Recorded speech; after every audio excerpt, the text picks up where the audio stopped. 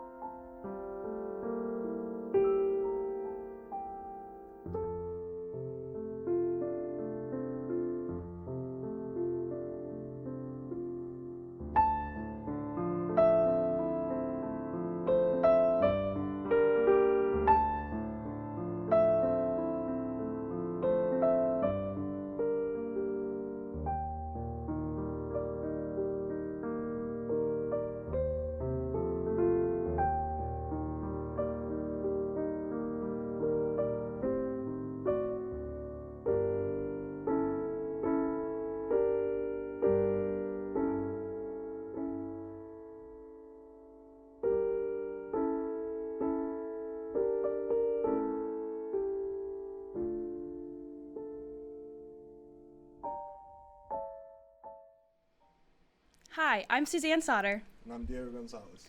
and our presentation is titled Jealous Much, Media Effects, Examining Jealousy in Romantic Heterosexual Relationships. So the goals of our study were to answer the hypothesis and research question we came up with. As a hypothesis, we had females are more likely than males to experience jealousy based on their partner's activity on text-based social media in a long-term heterosexual relationship. And the research question was, do men and women differ in the intensity and content of their anxiety responses when confronted with infidelity-related partner behaviors online? For our relevant literature, we found that jealousy is caused from a threat of a loss of a valued thing that is often sexual in romantic relationships. These often occur with small actions online, such as liking a post from someone of the opposite gender.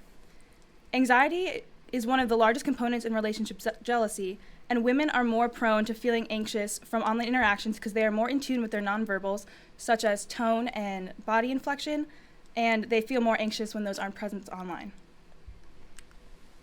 For our method, we chose to do a survey. The survey included 11 questions that had a combination of demographic questions, short answers, and questions, and Likert scale questions.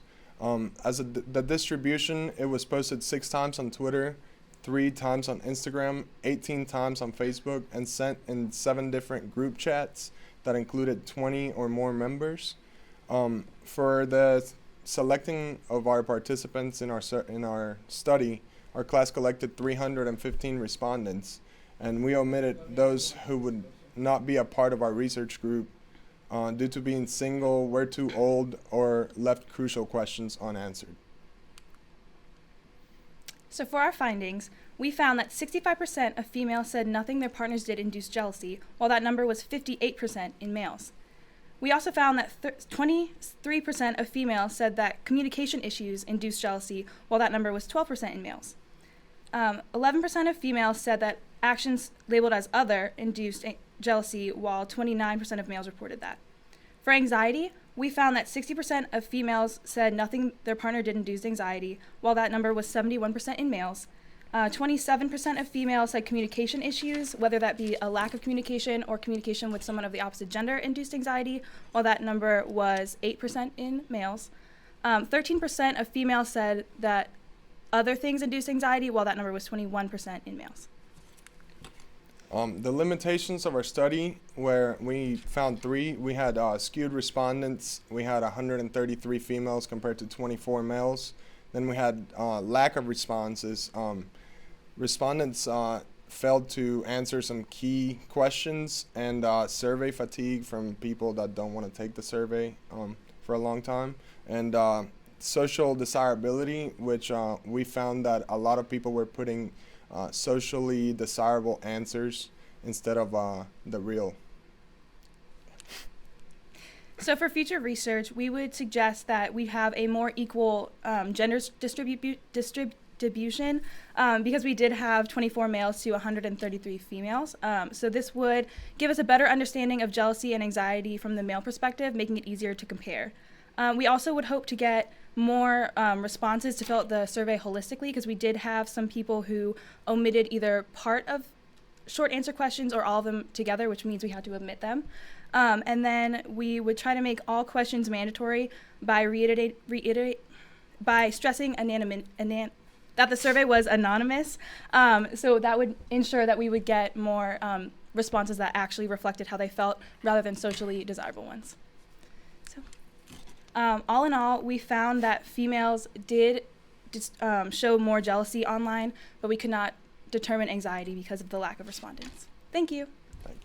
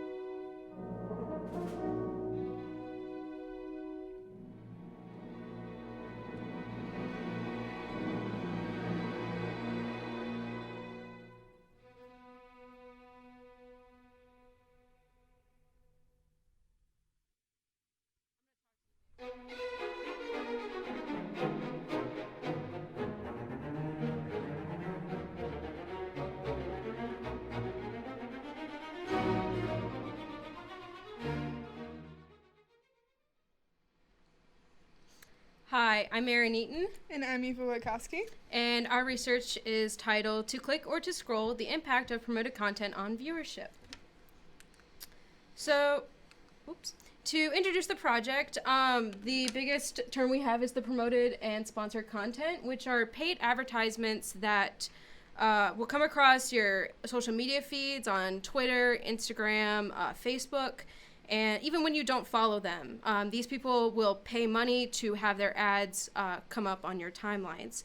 So a lot of online businesses will use this as a digital marketing strategy, and especially streaming services such as Netflix and Hulu will use this to promote their posters, trailers, and other promotional content. And we wanted to determine if this digital marketing strategy would work for a college-age audience. So the theory that we used as the basis of our research was the framing theory, the process in which some aspects are more heavily defined, while others are omitted to give the viewer a certain sense. Social media influences society through various multimedia platforms, each of them offering different benefits and user preferences. A study conducted by the University of A Coruña analyzed the marketing strategy of promoting a primetime television show premiere of a mockumentary, which is a mock documentary, in which 1 of 6 Twitter accounts resulted in significance. The other 5 did not. Television advertisements use visual composition of content to communicate a message or meaning related to the promotional content. Businesses then use their social media accounts to increase viewership by reaching an extensive audience. So for our methodology, we conducted a 15-question survey to kind of determine whether or not people who are watching or seeing these promoted posts are actually watching the content. So we got an initial response of 332 respondents, but we had to narrow that down to about 192 due to our age range, which we're observing, which is 18 to 23-year-olds. We asked about their social media habits, how long they're spending on Twitter and Instagram, and how often they're seeing these ads, as well as their interaction, how much they're clicking or sharing. And then lastly, we asked about their viewership habits, whether they're actually watching the promoted content. Our hypothesis was that the higher the consumption rate of the promotional content for a television show on both Twitter and Instagram, the more likely a college-age student is to watch that promoted content. Our hypothesis was supported by the research that we found. Twitter had a promotional content watchers, on findings from Twitter, we found that promoted content watchers saw an average of 3.4 advertisements per day, and promoted content non-watchers saw an average of 2.2 advertisements per day, leaving a significance of 99% in the 99th percentile. Our findings from Instagram said that promoted content watchers saw an average of 2.7 advertisements per day, and promoted content non-watchers on Instagram saw a average of 2 advertisements per day, leaving the results in the 95th percentile. However, there was not as much significance between the promoted content watchers and the promoted content non-watchers as we initially thought. Our research question is there significance between the amount of promoted content seen by college-aged men and women? The research question was unsupported. Women saw an average of 2.5 advertisements per day, and men saw an average of 2.6 advertisements per day. So that there was no significance found in that research. So our one limitation that we did have was our research question that we had to adjust after collecting data, because we realized that we didn't get the data that we needed in order to answer our original research question, which would have examined our respondents' childhood counties to kind of analyze the financial demographics of that area and see that impact. Instead, we changed it to determining if there was a significant difference between genders watching promoted content. In the future, this research can be used by brands to alter their marketing plan, as well as be used by television show advertisers to determine if the digital marketing strategy used in this research project could initially work for their business. Thanks for watching our research analysis.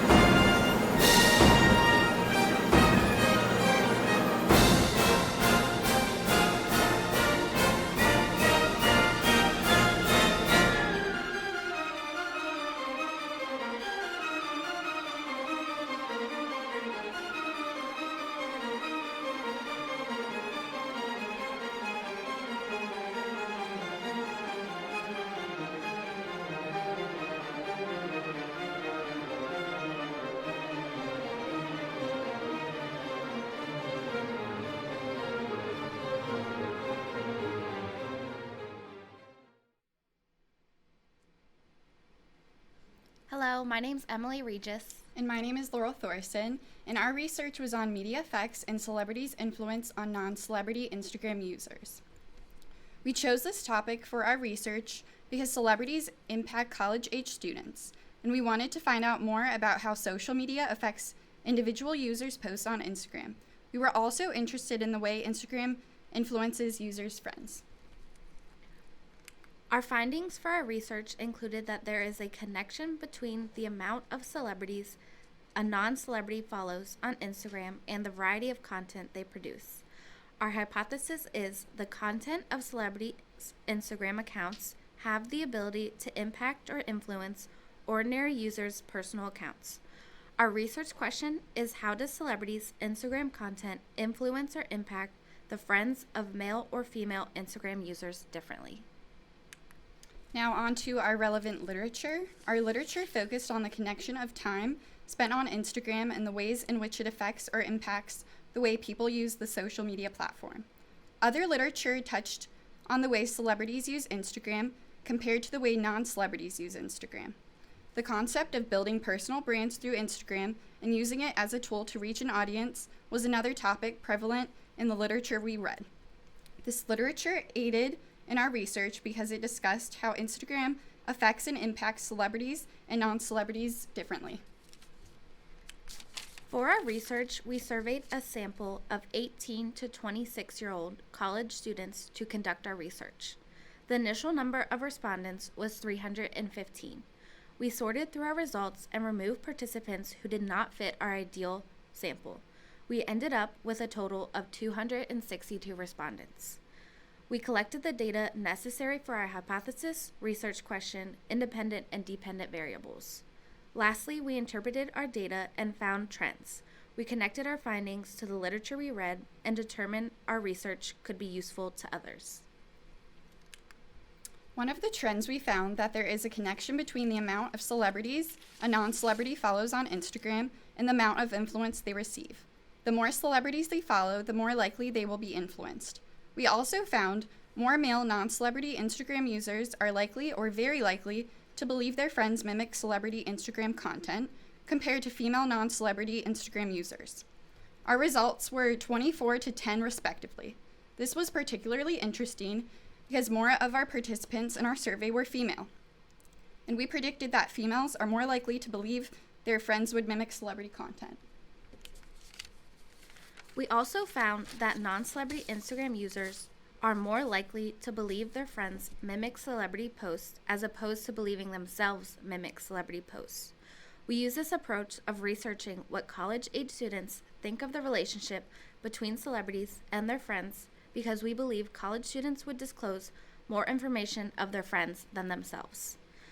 Other findings included that the more celebrity Instagram accounts non-celebrity Instagram users follow, the more likely they are to believe they or their friends are influenced. Our research did have limitations. One of the limitations was issues surrounding the survey questions we asked. We did not ask any questions that could potentially support our original research question. We updated our research question appropriately after we received results. Our survey questions also neglected the concept of influence or how certain behaviors present can cause an individual to behave a particular way. Our results from Cronbach Alpha were also considered unacceptable. Our last limitation was our survey responses. We were only able to reach a small sample of our population and therefore were limited to acceptable responses. For future research, we suggest that researchers should compare what college-age students believe they are influenced versus how influenced they actually are, as well as specifically what influences college-age students on social media. Other suggestions include seeing how female celebrities influence female college students and how male celebrities influence male college students. We have a better understanding of how celebrities influence college-age students and how it may affect what college-age students post on Instagram and what that may mean. Thank you. This has been a wonderful opportunity for us to present our research.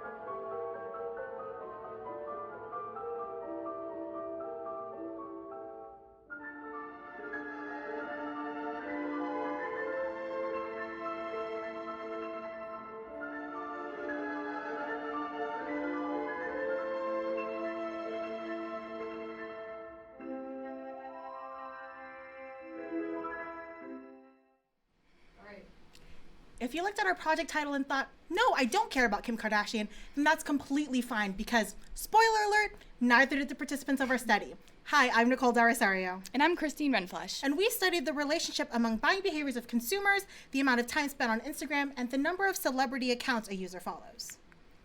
Our hypothesis is young female Instagram users who are considered medium to heavy followers of celebrity accounts will increase their likeliness to purchase a promoted product than a young female Instagram user who is considered a light follower of celebrity accounts. We classified light followers of celebrity accounts as following less than 20% of celebrity Instagram accounts. We also classified medium to heavy followers as following 21% or more celebrity Instagram accounts. Our research question is, what is the relationship between daily time spent on Instagram and whether users have purchased a celebrity promoted product?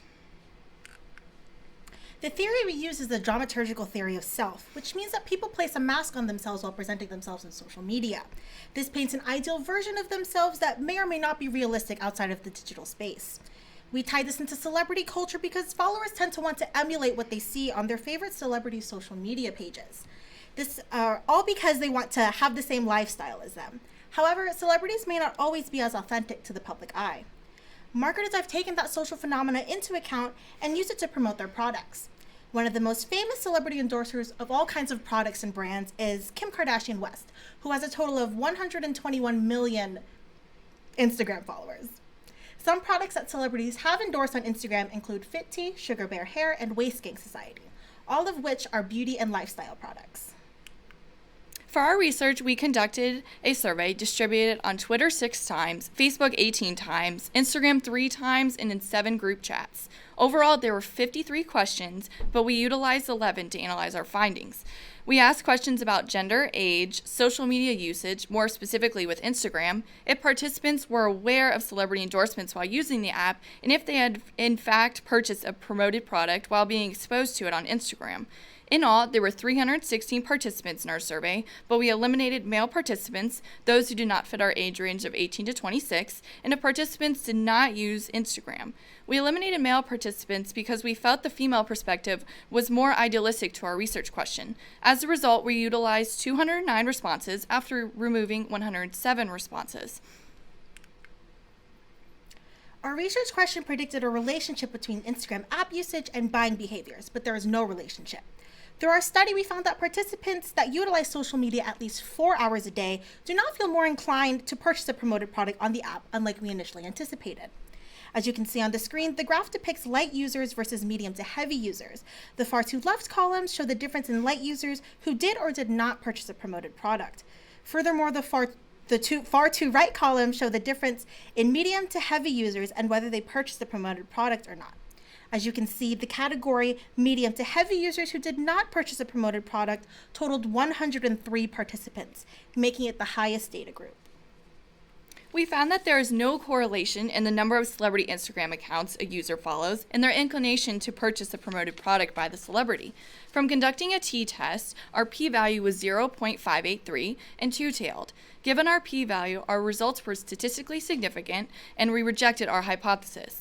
In summary, not as many followers follow celebrities on Instagram as we predicted.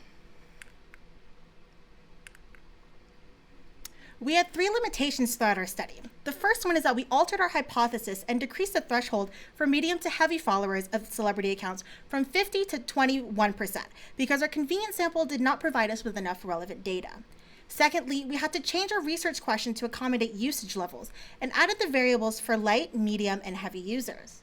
Lastly, because we used a convenient sample of college-age students between the ages of 18 to 26, we did not receive the data we initially anticipated. This could be attributed to the financial state of the participants. In the future, we would like to incorporate the male perspective in how they view celebrity endorsements on Instagram. We would also like to increase our age demographic to survey 25 to 40-year-olds who may be more financially stable. In addition, we would like to add more questions pertinent to our independent variable to best understand the results. In the future, we would also like to use more examples so that the audience best understands our questions. In conclusion, our prediction of a strong correlation between the buying habits of consumers on Instagram and the number of celebrity accounts a user follows turned out to be inaccurate. If our suggestions for future research are taken, then the study may be a success in the future if replicated. Thank you.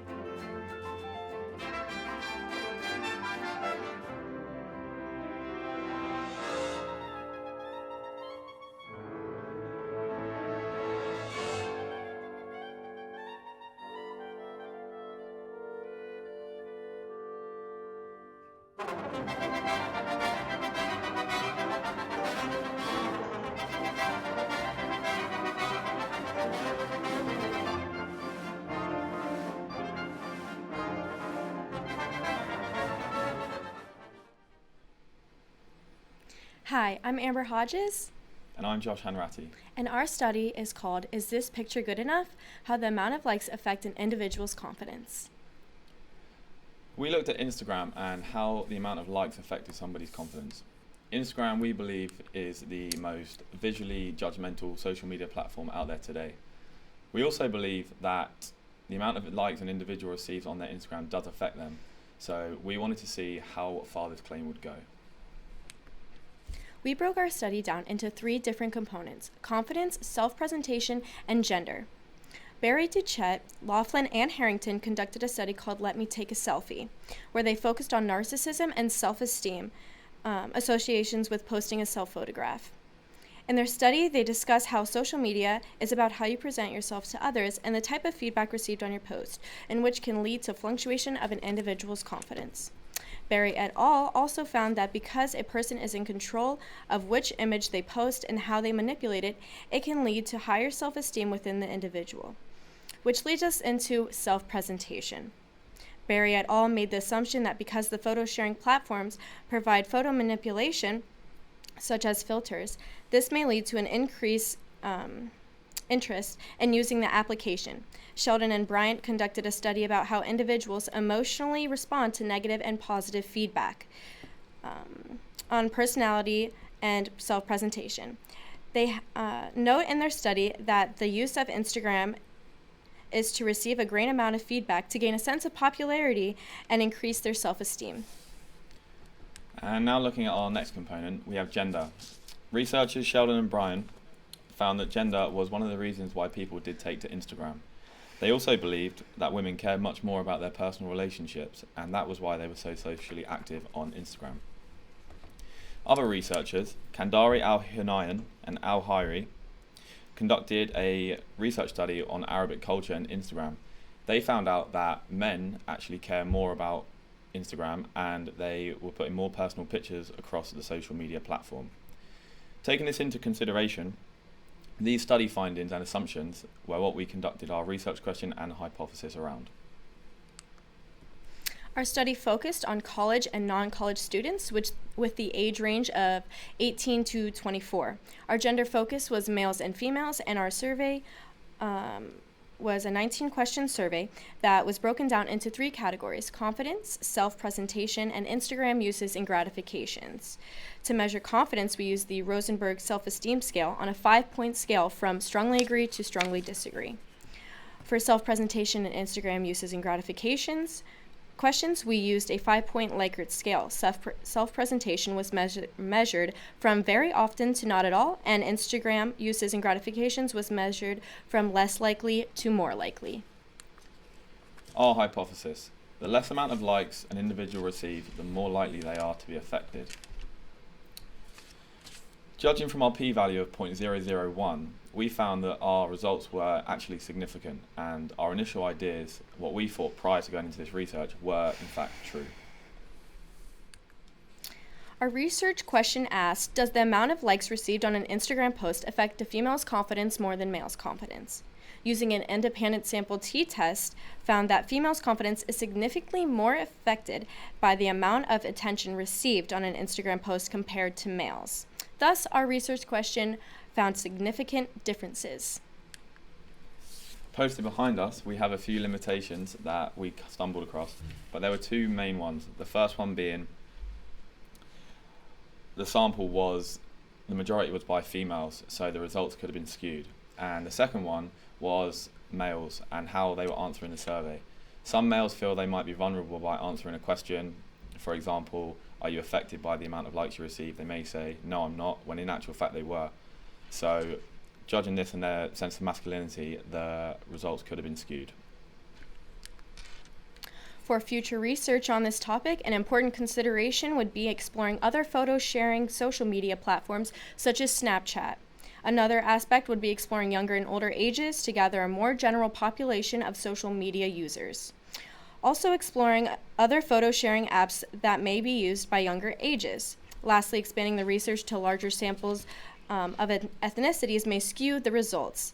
Like mentioned earlier, Kandari, Hunayan, and Al-Hari study focused on Arabic culture and found that males post more personal pictures than females. From our study, the 2 main takeaways are that the less amount of attention received on a post affects an individual's confidence, and that females' confidence is more likely to be affected compared to males. Thank you so much.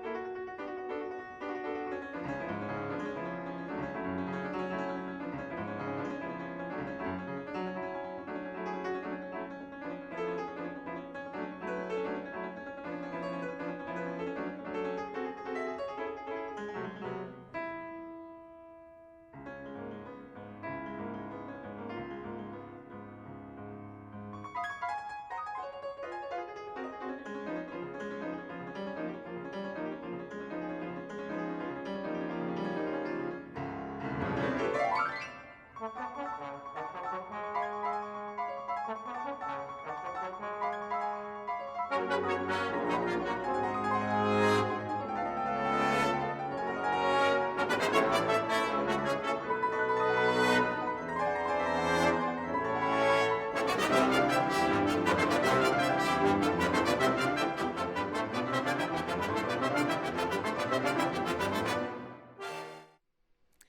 everyone, my name is Colin Hilfger and this is my research partner Emily Rossi, and we are here today presenting our research on our Instagram and Pinterest, the motivation for #vacations. When thinking about a research topic, Colin and I became very interested in how social media sites influence our opinions and decisions. Social media and its influence is a rather new topic in the field of research. When making a final decision on which two social media sites we would choose, we chose two of our favorite, Instagram and Pinterest. We ended up deciding to study the influence Pinterest and Instagram have on individuals when planning a vacation. For this study, we specifically decided to study the influence on millennials to see which social media site millennials were looking to more often when planning a vacation. We used two specific research theories, electronic word of mouth theory and cultivation theory. Electronic word of mouth theory is when consumers share their likes and dislikes with other consumers via digital platforms. Cultivation theory examines the effects television has on individuals' thinking and behavior. We use these theories to explain how social media, specifically Instagram and Pinterest, relate to influence of vacations. These two together pointed us in the direction to believe that social platforms influence consumer decisions. Along with these, our literature was also inspired by one specific research article that studied visual influence of Instagram over Pinterest. For our study, we distributed an original survey to a convenience sample. This survey had a variety of different questions that all asked consumers of Instagram and Pinterest behaviors. After our data was collected, we then interpreted the data by coding it and eliminating any responses that might have skewed the data. Finally, we looked at trends that showed up in our data and picked out the ones that allowed us to answer our research questions and our hypothesis.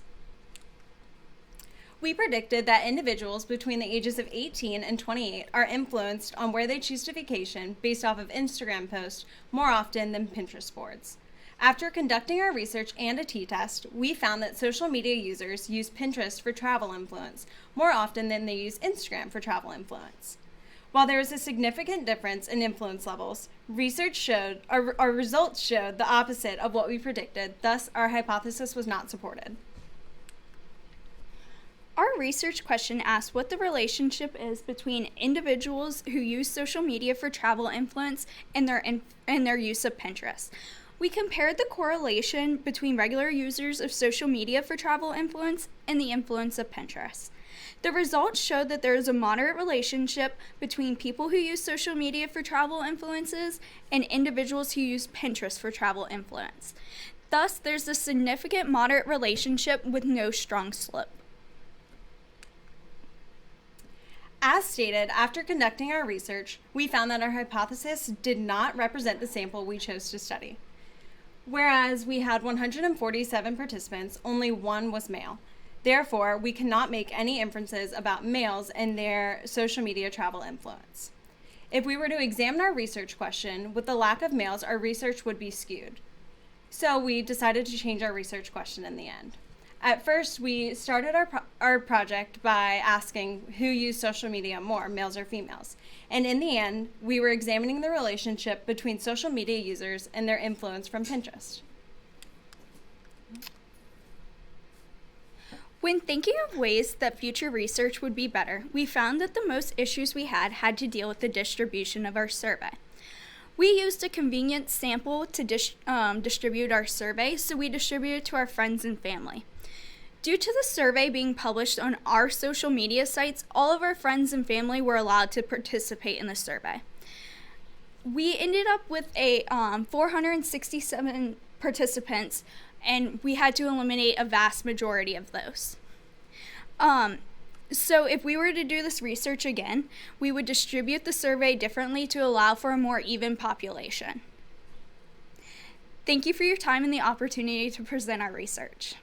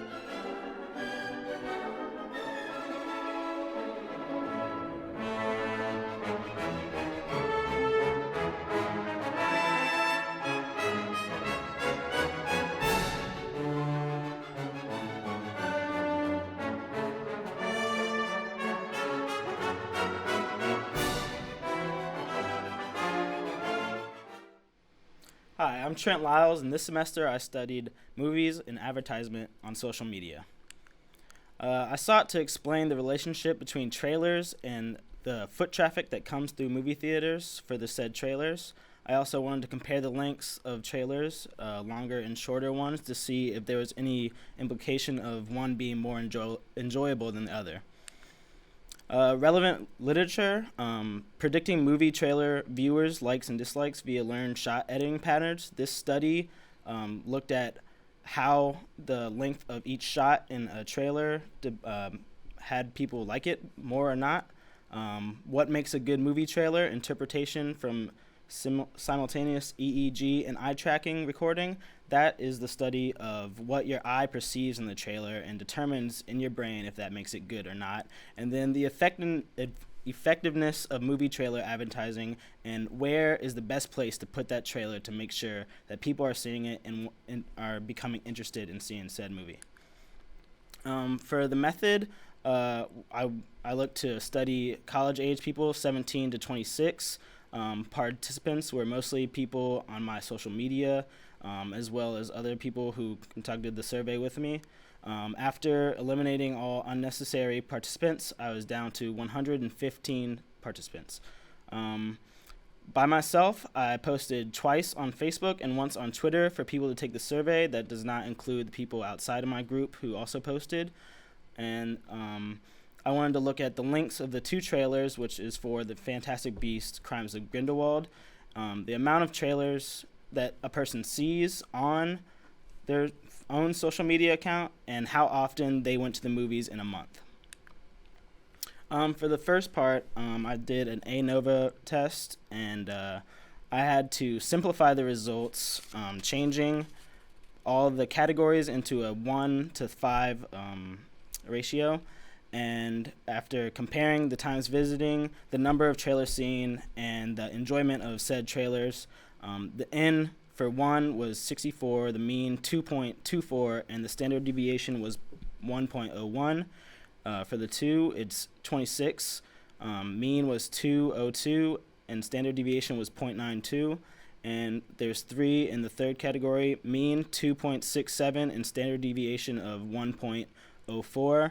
And for the descriptive statistics, the degrees of freedom was 2, and the p-value was 0.49. And then for the second part, the results for the trailer lengths. The mean for the shorter trailer was 3.48, and the mode was 3, as well as the mode for the longer trailer, and the mean was 3.59 for the second one. Limitations: lack of diversity. Because of survey length, I was only allowed to have one set of trailers. I would have liked in the future to have different types of genres represented. There's only the one set, which was for fantasy genre. The length, a lot of times it's hard to find trailers with extreme length differences. It's usually only a few seconds. And I would like to be able to analyze what is being displayed and what new information is being controlled between the first one and the second one. In the future, I hope future researchers figure out what movie theaters can do to really understand what makes going to the movie theaters enjoyable, and if they can get back on track of past decade, Also, is social media the best place to advertise a movie trailer? Are people actually watching them all the way through? Are they getting up and going to see that movie? And ask more questions. Where are people watching these movies if it's not in the movie theater? Are they really waiting these 6-10 months just to watch it on Netflix, Hulu, Amazon Prime? And thank you.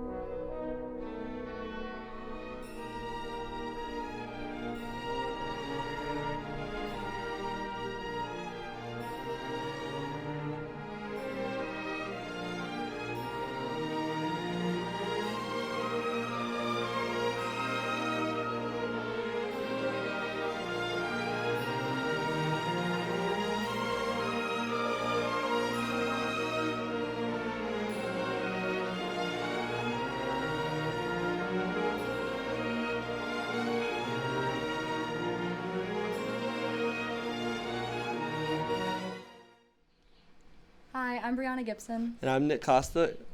And our senior research is titled, How Influence is Your Gender? So our research focused on how social media marketing influences genders, and companies are beginning to use social media influencers as a new strategy in their social media marketing. Our research relates to customers' genders and how much they are influenced by social media influencers. We specifically studied the different effects of these influencers on persuasion, how they affect the decision of purchasing for customers, and which gender is more affected overall.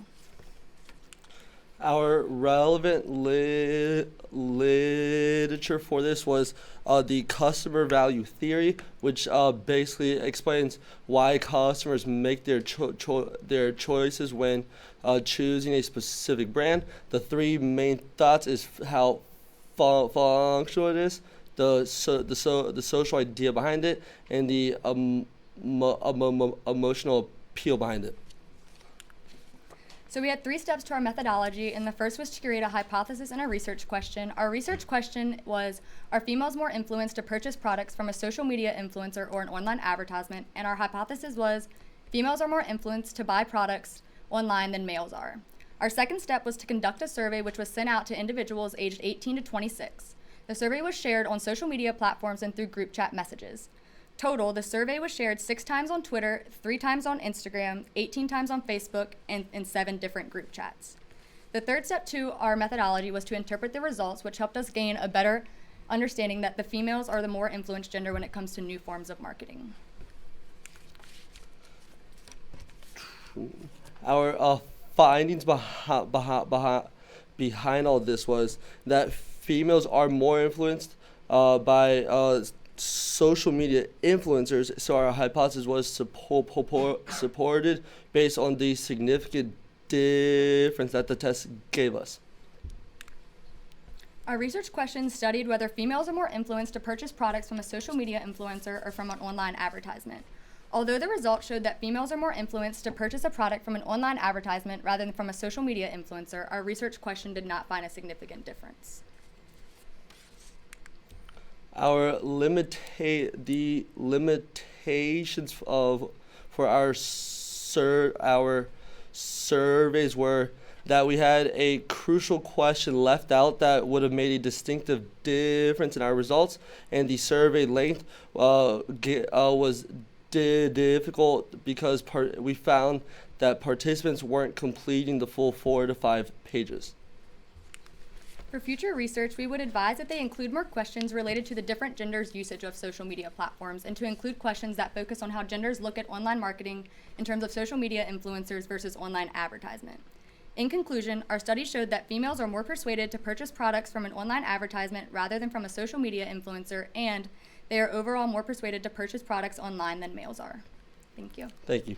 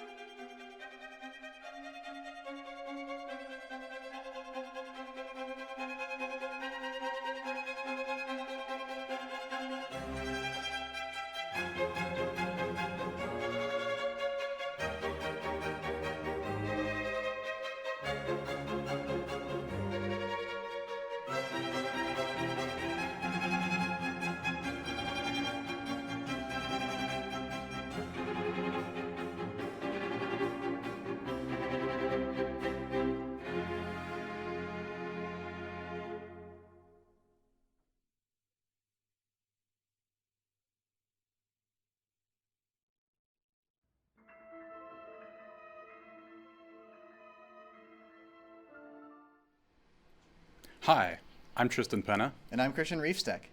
And our research project for this semester was on whether anonymity contributes to negative communication online. So we wanted to explore negative communication on the internet, and we thought that anonymity, basically whether people can trace back to you, whether it's through a picture or even your name, let alone where you work, things like that, whether having that information available would make people more or less likely to post negative comments and do things like cyberbullying on different social media platforms. So we wanted to look at things like negative communication, cyberbullying, anonymity, and various social media platforms.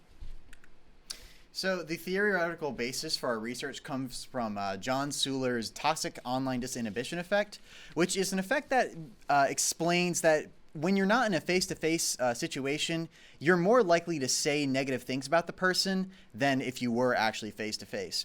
So our hypothesis dictates that we believe that the more anonymous a website is, the more likely you are to leave these negative comments. And our research question follows that the more anonymous a website is, the more likely you are to perform or be victimized by cyberbullying. So for our methodology, we wanted to do a survey, and so we distributed it across 11 different Facebook accounts, 3 different Twitter accounts, and along with 3 different Discord servers. For our research, we wanted to collect the responses of those who were between the ages of 18 and 26, so any respondents who fell outside of that range, we discarded. Taking out those respondents, along with potentially suspicious answers that may have been insincere, we ended up with 168 responses, which were eventually culled down to 154. For anonymity, looking at our methodology on how we evaluated what makes a website more anonymous than another, we wanted to look at the customization of your account identity and the identifiable characteristics that I mentioned before, such as profile pictures, resumes, real names versus handles, things like that. So we decided that from most anonymous to least anonymous, it would be the 5 we looked at, which were Reddit, Twitter, Instagram, Facebook, and LinkedIn. In addition, we looked at negative comments and cyberbullying, and so we established a Likert scale of questions for both, where for negative comments, we decided on asking the frequency of how often one sees negative comments on these websites versus how often they make negative comments on these websites. We did something similar with cyberbullying, where we asked how often they have seen cyberbullying and committed cyberbullying, along with how often they've been the victim of cyberbullying across our 5 social media platforms. So for our findings for these first set of tables, we did 5 different ANOVA tests, and the first 2 tables you currently see on the screen here dictate are focused on the negative comment side of our hypothesis. And you can clearly see the most important thing to take away from is the means in which we got them. So for the second table, you'll notice that there are 2 different there are a good number of them, which are 2 and some that are 4. 4 are the most likely, are the most friendly websites we determined, and then 2 and lower are the least friendly websites. So you can clearly see there's a big differentiation here. For our second findings that focus on our research question, we found a similar sort of trend, but we eventually ruled that for some of our parameters, they were not necessarily significant. And so, in conclusion with our findings on the hypothesis test of the fact that anonymity would raise the frequency of negative comments, we found that the act of negative communication sticks out more in subjects' minds. People notice these kind of things, whereas most comments on these websites aren't negative, and so you don't think about them as much, and they don't stick as much in your mind. The act of seeing negative communication doesn't simply leave much of an imprint on the subjects. But for our research question, we found that there was a correlation between both seeing cyberbullying and being a victim of cyberbullying. And so, as we predicted, subjects did not really wish to admit that they had committed cyberbullying, because frankly, who would? But simply seeing cyberbullying seeing it happen enough is enough for subjects to take notice and potentially become more of a victim of cyberbullying.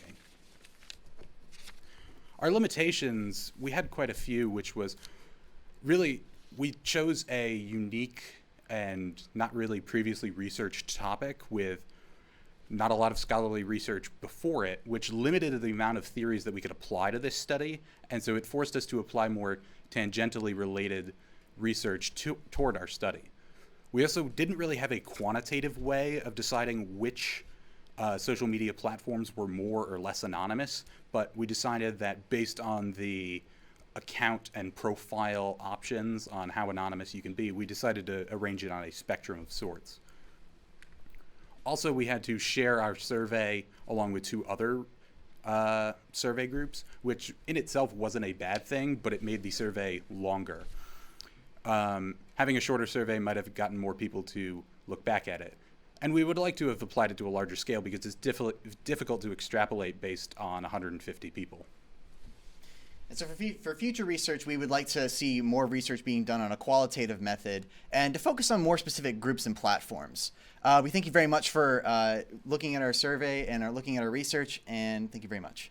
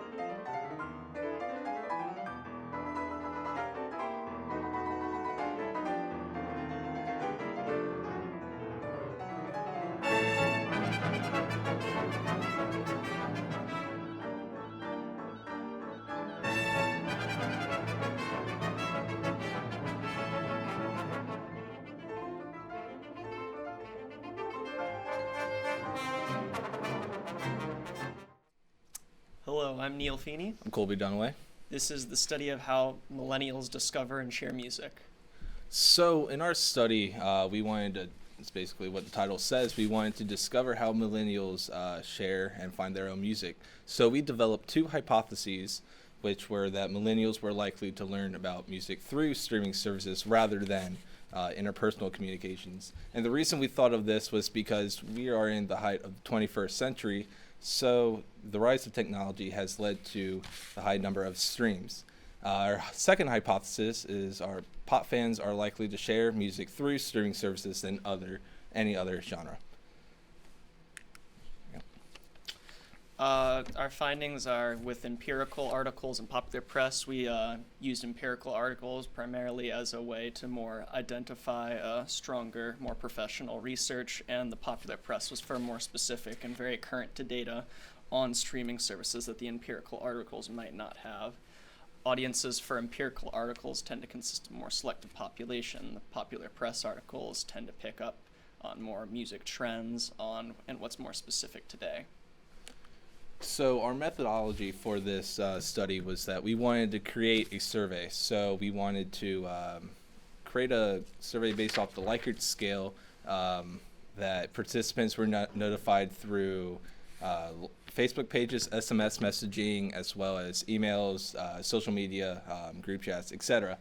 And then after we get in the results, we recorded all of them based off of how listeners by genre category learn about music, whether that be on social media, face-to-face, radio, etc., and how listeners by their specific genre listen to the music based off their service, which is, again, radio, streaming, etc. And then our last step is to gather our results, and we created a chi-square that determines if our hypotheses were supported. For our findings, we found that our listeners by genre learn new music data to support the did not support the hypothesis. This is primarily due to lack of interest in our general population of finding music online and more of a face-to-face value. This is more of a casual listening experience instead of someone else that is more likely to find it online, which is not what our data conducted. And we are, for listening to music streaming services, we found this was also not significant. Even though the biggest genre is pop, usually they will find this music more through face-to-face or radio streaming services than on the online platforms themselves. So we had some limitations as do all research projects. So the first one was our demographics. We were selected to choose millennials based out of Longwood University, so that affected our range of more broader responses. Our survey questions were open-ended, meaning that we needed to make them more specific and targeted specific answers that we would like to have received.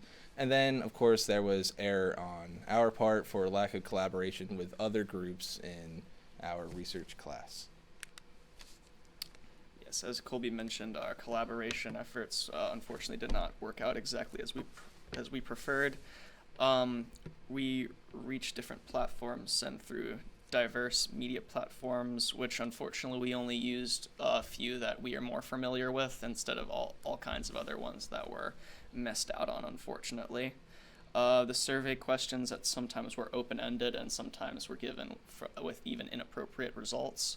That did not totally fit into what we could use for our data, and we would have liked to broaden our categories with more different genre selections, and the survey did not feature all the options due to researchers not having that and due to lack of findings on for empirical articles. And that is our research presentation. Thank you, guys. Thank you.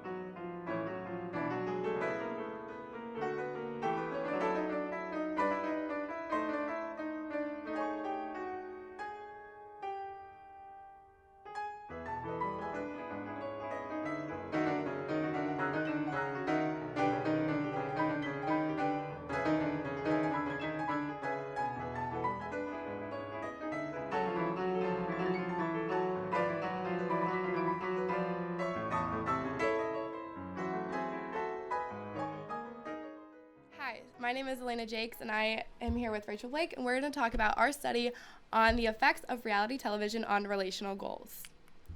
So the purpose of our study was to see if reality television plays a significant role in viewers' personal relationships. So we wanted to see if relational goals was something that these viewers would strive for after watching these programs. Whoa. And so the phrase relational goals is essentially something that stemmed from the social media age, which people would glorify over the idea of wealth, fame, the level of intimacy between couples seen on these programs. And we wanted to find out if these goals were inflated due to watching these reality TV programs. So 2 pieces of literature that we reviewed discuss topics where the motives behind the viewers watching these shows, and they discovered that the ones who frequently watch these shows are the ones who have more traditional gender roles. And the second piece of literature that we reviewed discussed the opportunities that these reality shows are giving everyday people to either become famous or act like they are famous. So an example of that would be the Bachelor and Bachelorette series, where they review contestants, they bring them on the show based off their looks, their jobs, and on these shows they go on lavish dates, take private planes to other states for dinner, and close the night off with a private concert.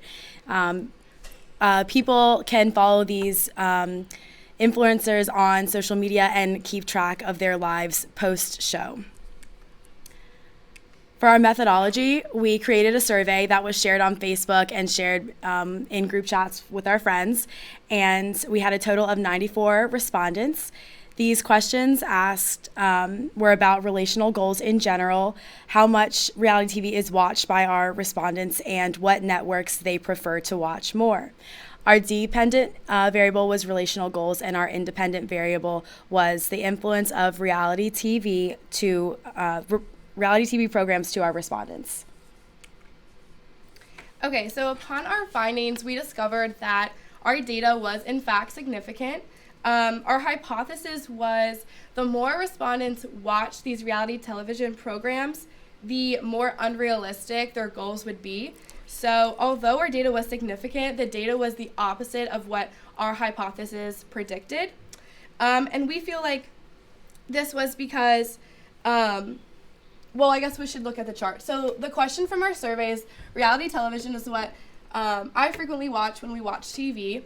And our respondents said that this is actually not what they watch when watching TV. So 44.2% said reality television isn't what they prefer when watching TV. And we found that really surprising. We also predicted that the respondents would have more inflated relational goals after watching these programs that show exotic dates, wealth, and different levels of intimacy. However, that was not the case, seeing that in the chart our combined strongly disagree and disagree shows that 43.2% of our respondents disagreed with this statement. So as far as limitations, there are things that we wish we did a little bit differently looking back at our survey and our data together. We feel like we reached more females than males when it came to our survey. We don't know for sure, but we did reach out to a number of sororities on different college campuses and just our close friends and things like that. So we feel like we reached more females than males, and we wish we got more of an equal amount of respondents. We also did not ask really any personal questions about age or gender or things like that. So we didn't really get a specific demographic when it came to looking at our data, which we wish we had.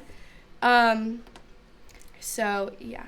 We lacked specific questions addressing our independent and dependent variables, and our hypothesis was altered due to the lack of data received because the questions did not correlate directly to our original hypothesis. So overall, we found that the programs watched don't directly correlate with the viewer's personal relationships, meaning if a couple or a viewer watched a program like The Bachelor or Real Housewives or something like that, they would not try and replicate what they viewed in these programs in their own relationships. So go on those lavish dates and have all this money and take a quick helicopter ride, or find a wealthy husband and try and live off of the benefits from him. They don't try and replicate that at all like we thought they would. And another interesting finding was that out of our 94 respondents, roughly 50% didn't actually watch a lot of reality television like we thought. And we feel like this is because of the targeted demographic that we asked in our survey, which was 18 to 25-year-olds, so college students that really don't have a lot of time to watch TV. Our significance was reached, and we overall learned how to create surveys. We learned how to find our data and calculate our data in general. Thank you. Thanks.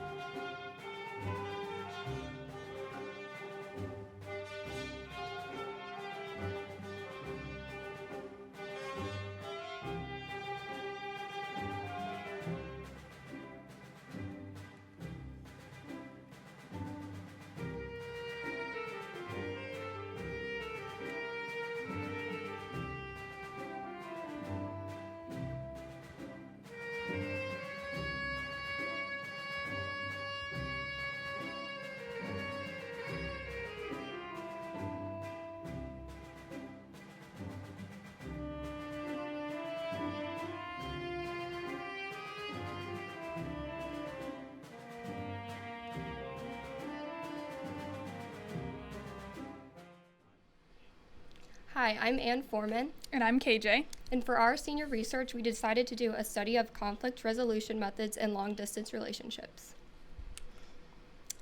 The goal of this research was to build off the findings from pre-existing studies regarding relational maintenance done by college students in long-distance romantic relationships. The purpose of this study was to understand which conflict-solving strategies college students in long-distance relationships are using to solve their relational problems. We had two hypotheses. Our first one was individuals in shorter-term long-distance relationships will report using avoidance to manage a conflict more than any other conflict resolution style. Our first independent variable was whether or not our respondents were in a long-distance relationship. For our second hypothesis, we said individuals in a longer-term long-distance relationship will report using collaborating more frequently than other styles. And our second independent variable was how long have you been in a long-distance relationship? We considered short-term to be 0 to 6 months and 6 to 12 months, and we considered the long-term 1 to 2 years or 2 years or more.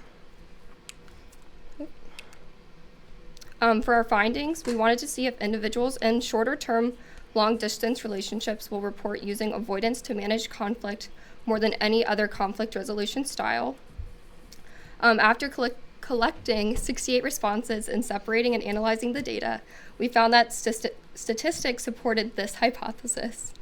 We found that there was significance with couples in shorter-term long-distance relationships showing that avoidance was more often used than those in longer-term long-distance relationships. For previous literature, we discussed the implications of uncertainty in a relationship, and we used usefulness for developing, if this was useful for developing our independent variables. And for our main one, we used conflict resolution theory, which was there were 5 of them, and they were avoidance, competition, compromise, accommodation, and collaborating. So under methods, our participants, it included 68 respondents that are in or have been at one point or another in a long-distance relationship. And then our participants also consisted of long-distance relationship partners who, at the time of their relationship, met the following criteria. So at least one partner was in college and living on campus, be it a dorm, apartment, or house in walking distance of the campus during the time of their relationship, where the other partner was either in college on a different campus, went to college and has graduated, went to college and no longer attends that college, or graduated high school and works a full-time job of at least 40 hours a week. Participants also had to meet 4 out of 6 of the criteria to be considered long-distance relationships. And that includes unable to see one another face-to-face for at least 5 out of 7 days of the week. Maximum possible face-to-face time was on average no more than 2 days. Geographically separated by at least 10 miles. Your living quarters during the relationship are not within 20 minutes driving from one another. And partners in the relationship did not attend the same college, and they are in a monogamous relationship with one another. Other criteria for long-distance romantic relationships was that it did have to be a romantic relationship, and that includes sharing a special connection with one another, sexual attraction, and a mutual feeling of love and devotion to one another. Our procedures included snowball sampling to gather responses, as well as using Likert type scale and semantic scales to express the strength of the responses. A t-test was also utilized to determine the frequency used in conflict styles based on the length of time spent in their relationship. For our results, our hypothesis did show that we had significance with couples in shorter-term long-distance relationships showing avoidance more often than those in longer-term long-distance relationships. We concluded that the reasoning people in shorter-term relationships use avoidance more often than any other conflict resolution style could be due to the likelihood that the length of time in their relationship leads to uncertainty in the stability of the relationship. We also felt that we added to the theoretical application by looking at a different style of relationship than other researchers did, where they looked at friendship, we looked at romantic relationships, which by the nature of said relationship is more vulnerable and open with one another. Our suggestions for future research is that researchers could separate couples and have them take the same survey and see how 2 people in the same relationship might use different conflict styles. And that was our research. Thank you.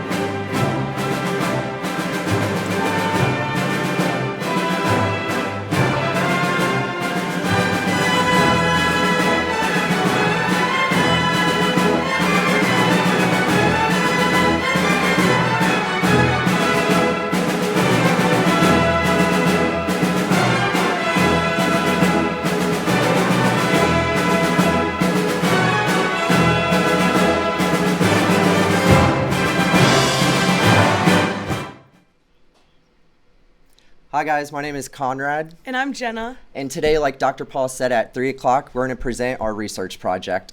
The title of our research project is the study of interpersonal communication versus face-to-face on social media accounts. Conrad and I used the Willingness to Communicate scale by James C. McCroskey to find our data on interpersonal communication. Next, we added 5 questions to the scale to get our data about social media. We then studied previous research to decide how we wanted to narrow down our topic. The purpose of this research project was to find out how willing college-age individuals are to communicate face-to-face and on social media. Next is our methodology. For our methodology, our participants were college-aged individuals. We said college-aged because they did not have to be in college. Our participants ranged from 18 to 25 years old. For our procedures, we used random sampling from all of our social media platforms. Jenna and I posted on Instagram, Snapchat, Twitter, and Facebook to get the participants. And for our method of analysis, we used the t-test to test the frequency of the interpersonal and the face-to-face on social media. And we also used the willingness to communicate scale, and we changed about 8 questions that Jenna's going to talk about in a few minutes.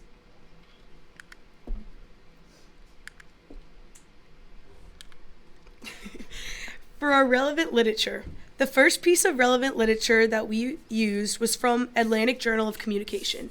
This study told us that social identity is very important when understanding the online community. The second theory we analyzed was interpersonal communication. This theory explains that we need to reduce our uncertainty about who we are and seek reliable information on social identity. The third and final theory we analyzed was on adolescents, who tend to communicate both face-to-face and on social media.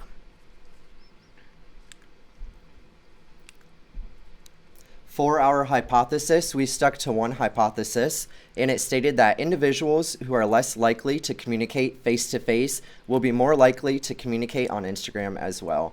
And this was the basis for our research.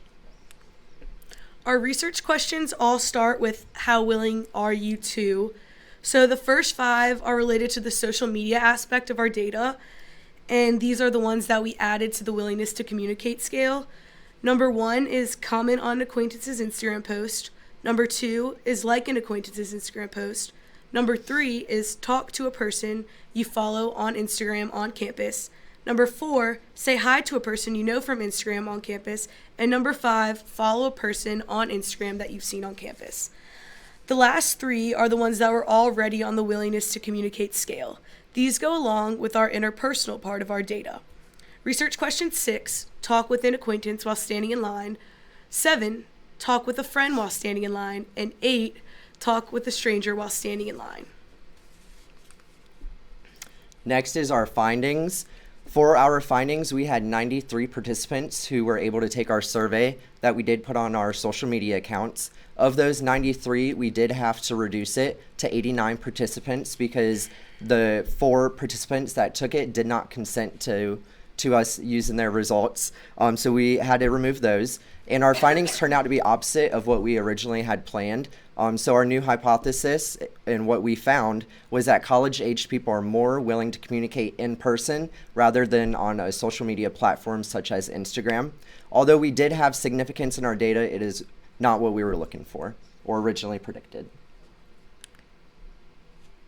While looking over our project, we found 3 limitations. Those 3 are forgetting questions. We forgot to ask whether the participants were male, female, or other. The second was the number of participants. And the last was consent. As researchers, we believe that if we had completed those limitations, we could have received the significance that we were looking for.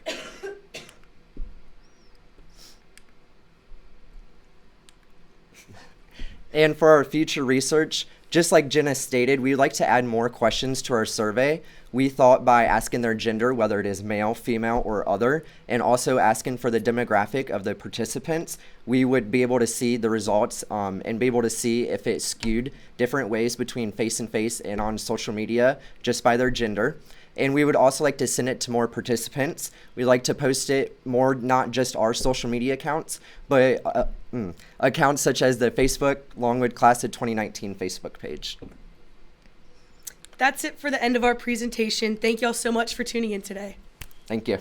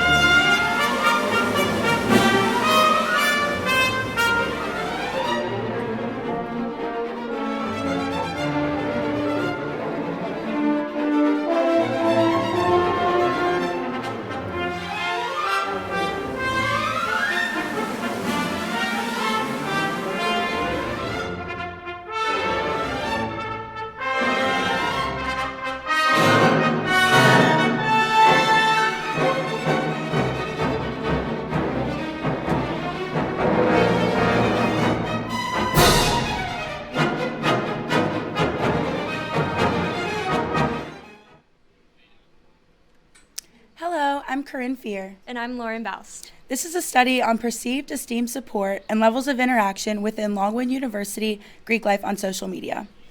Social media in today's society is a popular part of our everyday life. Most organizations will use social media as a tool for communication as well.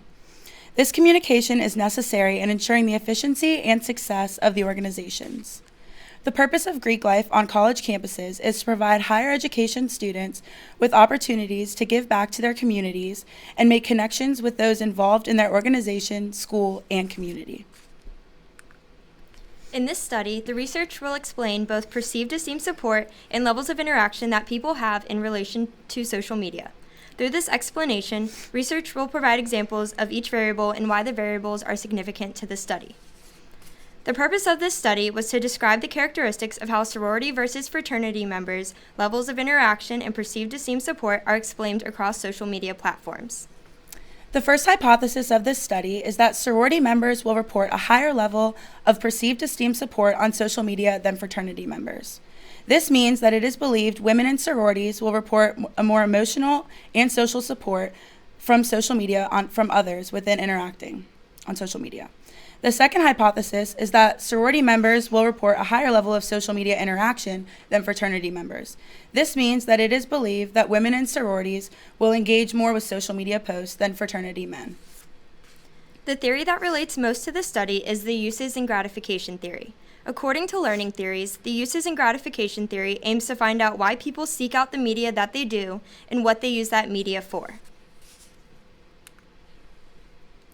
Interpersonal communication is a vital and familiar way individuals carry out their everyday lives. It is the opportunity for individuals to exchange thoughts, ideas, feelings, and concerns with one another. Social media is a prevalent way to network, connect, and communicate within today's society. There are several social media outlets, each serving similar and different purposes. The social media platforms focused on in this study were Facebook, Instagram, and Twitter. Esteem support is the support that an individual receives both emotionally and mentally. In the study, Researching intimacy through social media, Miguel explains that people build intimacy and manage privacy through social media interaction. The intimacy and privacy that users choose to share on social media depends on the esteem support that user receives. If a user does not feel comfortable or confident on their social media account, they are more likely to remain private and less intimate. The tools that allow users to interact with one another on social media are crucial for user satisfaction, which promotes interaction. It also encourages each platform to continue to be used by their current users and grow in population. Participants were sampled based on their involvement within Greek life through multiple social media platforms and through sharing with the executive boards of Longwood University's CPC, IFC, and NPHC. 80 participants took part in the 32-question online survey. Those 72 out of 80 answered yes to being a part of Greek life, which is where we pulled our population from. The independent variables of the study were fraternity members versus sorority members, while the dependent variables of the study were the levels of interaction on social media and perceived esteem support. The types of analyses the researchers performed were t-tests. A t-test was chosen for this study because there were two subject groups being compared. When evaluating the results of the t-test for this variable, it was found that there was not a significant effect for the perceived esteem support, with males receiving higher scores than females. The significance level for this variable was 0.452. The hypothesis for this dependent variable was also not supported. When evaluating the results of the t-test for this variable, it is found that there was not a significant effect for the levels of interaction, with females receiving higher scores than males. The significance level is 0.275. The hypothesis for this dependent variable was supported.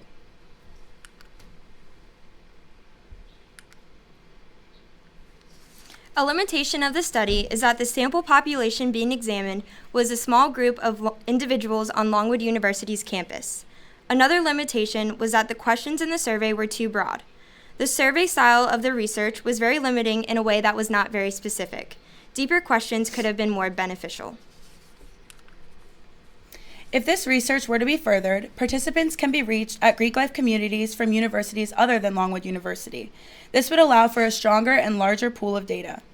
It would also be beneficial for the future research to conduct survey questions face-to-face, allowing for more in-depth answers to be given. Short answer surveys is an example of this. To conclude, through the completion of the research, both hypotheses had insignificant results. Fraternity men have higher levels of perceived esteem support, and sorority women have higher levels of interaction. Thank you.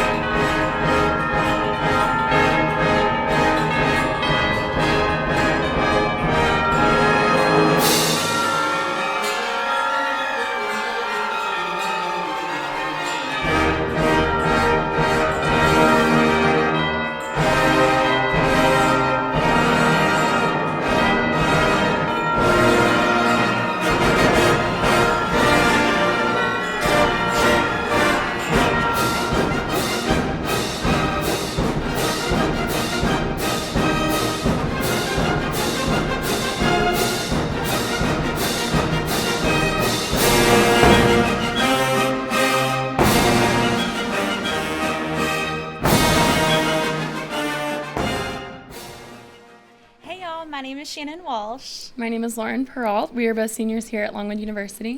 And we conducted our senior research on the willingness of college-age students to disclose information about depression and anxiety on Twitter depending on privacy settings and follower count. The purpose of our study was to observe college-age students and learn how willing they are to disclose personal information about depression and anxiety on Twitter, depending on how many followers they have and whether their profile is set to public or private. We use social penetration theory and communication privacy management theory to help support our research. Social penetration theory explains how people in relationships go from acquaintances to having a deeper emotional connection by choosing to reveal more intimate details about themselves. In our study, to represent a person's relationship level, we use someone's network size or their number of followers. The second theory we used was communication privacy management theory. This theory explains how in relationships, people set boundaries on what and how they disclose their personal information.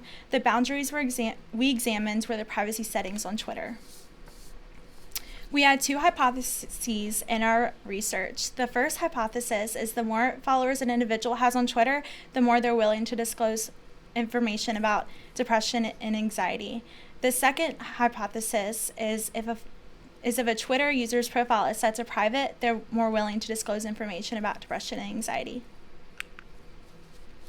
For our literature review, we chose to separate it into three main sections. For our first section, we wanted to understand how people disclose personal information to others through face-to-face interactions and compare it to how they disclose personal information through computer-mediated interactions.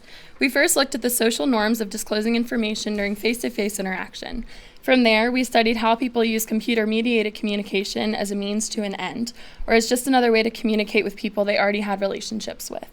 After this, we studied how people use computer-mediated communication to share information with others they didn't know, whether that be to kill time, have fun, or with the intent to form a relationship. For our second section, we looked at existing research on how people set boundaries on their social media through the use of privacy settings. For our third section, we looked at the definitions of depression and anxiety and the history of people disclosing their personal struggles with both. We use Google Forms to create our survey and distribute it through our personal social media accounts. After providing consent for the responses to be used, participants were asked general demographic information, if they had a Twitter account or not, if their profile was set to public or private, and several questions about their willingness to tweet, like, or retweet about both depression and anxiety separately. We originally received 100 respondents, but omitted 10 of them for not meeting minimum requirements. 8 of our respondents were male, 81 were female, and 1 was preferred not to say. For our analysis, responses were scale rated and coded using numbers 1 through 5, 1 indicating strongly disagree and 5 indicating strongly agree. Our first hypothesis stated that the more followers an individual has on Twitter, the more willing they will be to disclose information about depression and anxiety. We used 600 follower mark to separate low follower account from high. The average willingness to disclose for participants was 3.55 for those with low follower account and 3.67 for those with high follower account. We used a t-test to determine the difference between the two groups. Although willingness to disclose for those with higher follower account did score higher, the t-test determined the difference was not significant enough to support our hypothesis number 1. Our hypothesis number 2 stated if Twitter's user profile is set to private, they're more willing they will to disclose information about depression and anxiety. The average willingness for participants to disclose was 3.64 for those with a public profile and 3.67 for those with a private profile. We used a t-test to determine the difference between the two groups. Although those with public profiles did score higher on their willingness to disclose, the difference was deemed not significant enough to support our second hypothesis. We discovered 4 limitations with our project, the first being our sample size. More data would have been available to find potential significant difference if there were more participants. Our second limitation was our survey design. Different types of questions could have been used to create a new dimension in responses regarding willingness to disclose. The difficulty of our questions was our third limitation. Easier questions could have allowed participants to give more accurate answers.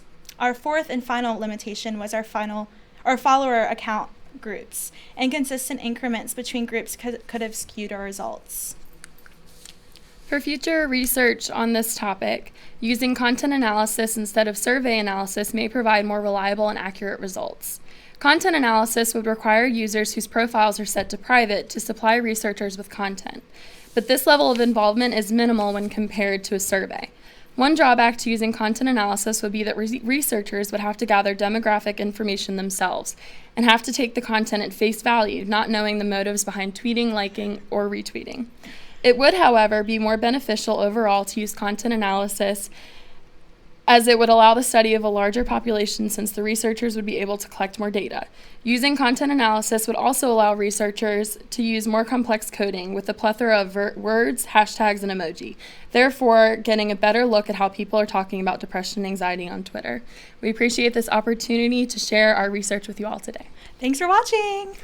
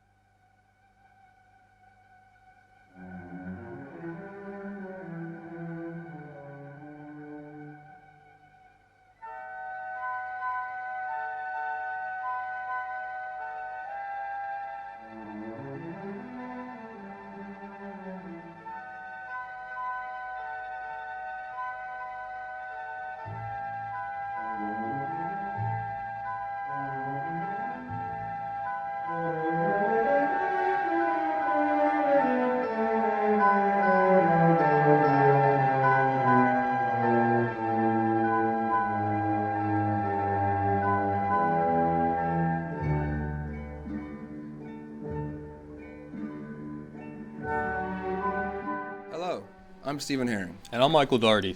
And today we're going to talk to you about the research study that we conducted this past semester titled Residential Support, a study of the perceived types of social support that residents receive from their resident assistants. Resident assistants play an ever-growing role in the college setting, acting as a gatekeeper between the college students and the college administration. Over the years, as their responsibilities have increased, they are now required to understand how to react to a variety of issues. The way they interact and the type of perceived communication they give can determine how a situation may unfold. Let's discuss the literature behind our study. Various studies were researched and compiled that show how stress among college students is high. This increase in stress can be damaging to the college students, making them more prone to illness and mental illnesses such as depression. The literature shows how support can not only help reduce stress, but it can also reduce depression and feelings of loneliness. It can improve mental stability in college students as well. Finally, the literature showed how sex can play a factor in how a person perceives social support. Prior research suggests that females are more prone to seek out emotional support and may perceive emotional support more than males. Based on our literature, we formed 3 hypotheses. The first hypothesis is informational support will be the leading type of support perceived by students or perceived by residents. The second is female residents will perceive emotional support more than any informational support. And the third is male residents will perceive informational support more than emotional support. So now let's discuss our methodology for our study. For our study, we studied freshmen and sophomore college students living in a college residency hall. we created a 20-question survey that measured various types of social support that residents may perceive to receive from their resident assistants. These types of social support were emotional support, informational support, directive support, and appraisal support. We distributed this survey via social media for 1 week, and then we closed the survey, collected the results, and analyzed them via an ANOVA test for the first hypothesis and t-test for the next two. The results from our research showed no significant results regarding our hypothesis. There was no type of social support that residents perceived more than others. Females did not perceive emotional support more than informational support, and males did not perceive informational support more than emotional support. One reason we may have gotten these results was that not enough people took our survey. With only 49 people taking the survey, there may not have been enough data collected to show any significant results. Now to the implications. One of the implications these results has is that college freshmen and sophomores may not fully understand the social support they are receiving from their residents. Another implication is that social support may not play as big of a role in college residency halls as previously thought. Both of these implications allow room for future research. Now, our research study gathered two limitations that we discovered over the course of the semester. The first limitation was the survey reach. Because we distributed the survey via social media, the participants of the survey included friends and colleagues of ours on social media and not the intended audience of freshmen and sophomore students living in a college residency hall setting. And that may have played a factor in the next limitation, which was the survey participation. Because we only had 49 participants that conducted the survey, it may have resulted in the no significant results for all three of our hypotheses. However, our research opened the doors for various opportunities in future research. The first one is a residency hall and social support research, looking at whether or not social support even plays a role in a residency hall setting. The next research opportunity could be looking at age and social support and looking at whether or not a person's age may be the reason why they perceive the types of social support that they perceive.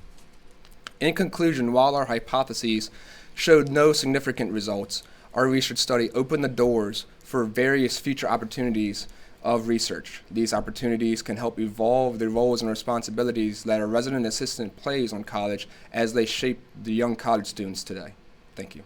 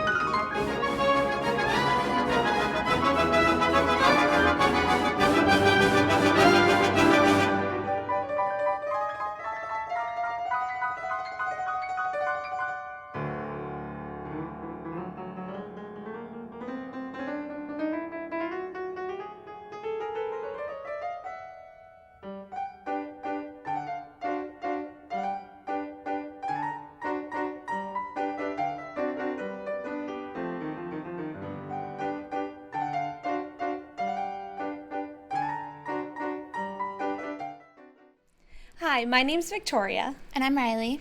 And we're doing our research on working versus non-working college students on task versus relational goals. The purpose of our study was to describe the causes and explanations of task goals and relational goals of working college students versus non-working college students. Some main points for our study were social identity theory. This theory helps to analyze why groups look at themselves and other groups in certain ways. Utilizing this theory, an analysis can be performed on how working college students and non-working college students accomplish goals. This theory provides the means to understand the mindset with why people interact the way they do within groups and towards groups. Some background overview. 2 distinct groups that can be found on college campuses are working college students and non-working college students.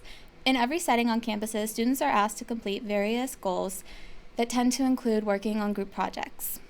How someone proceeds when working with a group can significantly alter the results of the project. It is important to understand that if there is a difference between how each group accomplishes a task, some individuals may focus more on goal orientation and some may focus more on relational orientation. We had 2 hypotheses that we looked at for this research. Our first one is that working college students will perceive task goals as more important than non-working college students. Our second hypothesis is that non-working college students will perceive relational goals as more important than working college students. For our literature review, we set it into 3 different sections: attitudes towards groups, task orientation, and relational orientation. For attitude towards groups, a study was performed by Audenweller and Rittner in 2017 that analyzed the stereotypes and misconceptions that are formed between groups and how they communicate. Their research showed that within groups, there are stereotypes that can form and divide the groups into smaller subgroups. Booth Butterfield's research from 1998 helped show that people choose to alter the way they communicate to better fit into specific groups. Task orientation was the second construct that we developed. A study performed by Germa found that groups were more effective when they are task-oriented and with a group leader who is either highly favorable or highly unfavorable. He also found that groups were more relational-oriented when the group leader was moderately favorable. Cho found that feedback-seeking behavior is an influencer of whether or not someone is proactive and task-oriented. People who focus on receiving feedback to help improve their understanding of an objective are generally more task-oriented. For relational orientation, we looked at Smart and Carew, their study from 2011, and they found that students with Protestant work ethic were less likely to socialize in groups. Protestant work ethic is the idea that a person will work hard because of their faith. Cullen, in 2013, followed that study and found that students need to have a more positive outlook on doing group work if they want to have a more purposeful career. In this study, we had 49 participants that were analyzed using a convenient sampling procedure. 33 of them were non-working students and 16 were working students. Our procedure was that we conducted this survey through an online survey through Google Forms. There were 2 sections of this survey. The first section focused on task and relational goals and group work, while the second section looked at relations toward resident assistants. The questions used a Likert type scale ranking 1 to 5. It was distributed through Facebook and LinkedIn on specific group profiles that targeted colleges. We measured our 2 dependent variables, task orientation and relational orientation, by asking 6 questions on each. For task orientation, we used keywords like leadership and alone, and for relational orientation, we used keywords such as know the people and personal life. Our results for our research was that the first hypothesis, we used a t-test. There was no significance for this hypothesis. We found that there was a higher perception toward task goals for working students and non-working students, so the hypothesis 1 was supported, but it was not significant. The second hypothesis, we also used a t-test. There was no significance found for this as well. Results showed a higher perception toward relational goals for working students and non-working students. The second hypothesis was neither supported nor significant. For our discussion, we looked at some practical implications and theoretical implications. For practical implications, the data gathered is relevant to the constructs developed by us because it provides more insight on why students have different mindsets when working on group projects. College students have busy schedules, and adding a job to that workload can alter what they focus on. Even though the research did not find significance, it did show that working college students tend to be more task-oriented than non-working college students. For our theoretical implications, we use social identity theory to interpret that because students were grouped into two distinct categories, working and non-working, that they would have similar goal orientation based off their group. The results gathered is not significant enough to fully support or contradict the two hypotheses, but previous research completed by Hess in 2017 supports the data that was collected. Hess found that while working in college helped students stay more focused. The limitations for this study, there were multiple that we looked at. The time frame for the survey was that it was only available for a week. This limited our opportunity for it to be communicated to more groups. There was a lack of participants for this research as well. The survey only reached 49 participants, and a majority were non-working students. The length of the survey, it was 2 pages long, which deterred some people from going and continuing onto that second page and submitting the survey. The data collection was only done through the survey. We could have also collected data through a focus group in order to hear more feedback from students. Some future research that can be done is to determine if gender plays a role in task and relational goals within groups. Of the results received, 38 of the respondents were female and 11 were males.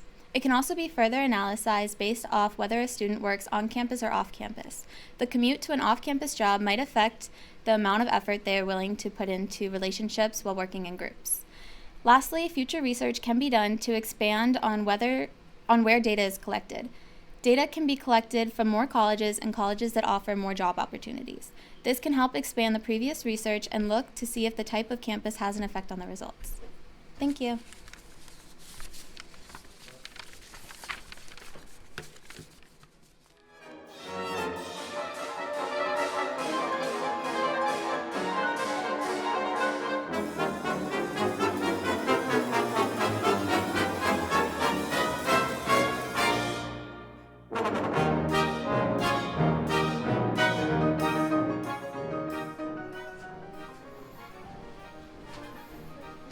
Don't worry about one.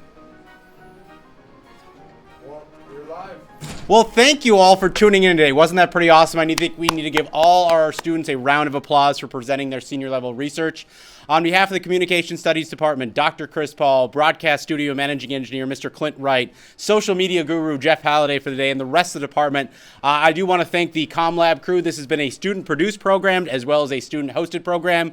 We will be back again on Friday at 11:30 a.m. Set your calendar, 11:30 a.m. on Friday to catch the remaining 460 presentations. Again, thank you for tuning in. Signing off for today, I am Dr. Ryan Stouffer.